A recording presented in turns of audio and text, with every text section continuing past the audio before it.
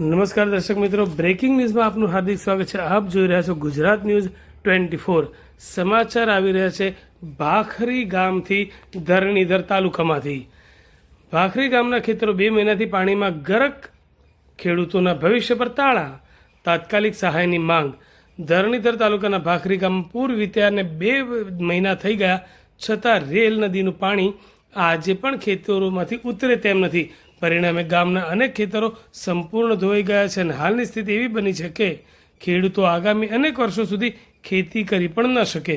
આ પાણી ભરાવ અને થયેલા ધોવાણે ખેડૂતોના જીવનને જડથી હચમચાવી દીધું છે।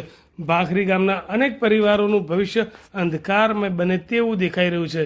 આ ગંભીર પરિસ્થિતિને લઈને ભાખરી ગામના યુવા સરપંચે ગુજરાત ન્યૂઝ 24ના માધ્યમથી તાલુકા વિકાસ અધિકારી, જિલ્લા વિકાસ અધિકારી અને કૃષિ વિભાગના અધિકારીઓને તાત્કાલિક પગલાં લેવા આવાહન કર્યું છે।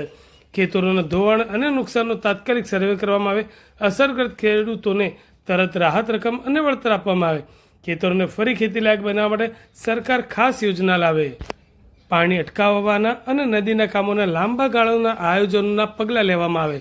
પરિસ્થિતિ એટલી ગંભીર છે કે અનેક ખેડૂતો માટે આ વર્ષે નહીં પરંતુ આવનાર અનેક વર્ષોની રોજીરોટી જોખમમાં છે। ગામવાસીઓને સરકાર તરફથી આશાભરી નજરે જોઈ રહ્યા છે।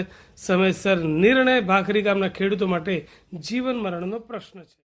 આજે ધરણીધર તાલુકાના ભાખરી ગામની આ પરિસ્થિતિ છે।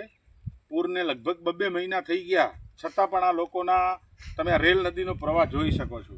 લગભગ તમામ ખેતરો હાલની તારીખમાં તૂટેલા પડ્યા છે। લગભગ દરેક જગ્યાએ હજી સુધી પાણી પડ્યા છે। શિયાળો તો ઠીક વાત છે, આ ખેડૂતોને ઊભા થતાં વર્ષો લાગી શકે એમ છે।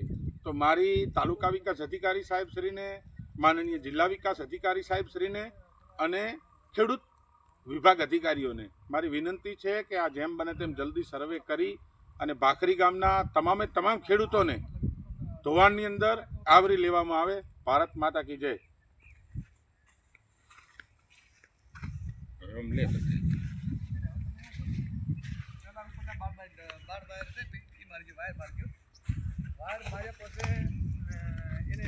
જાળી મારવાની, જાળી માર્યા પછી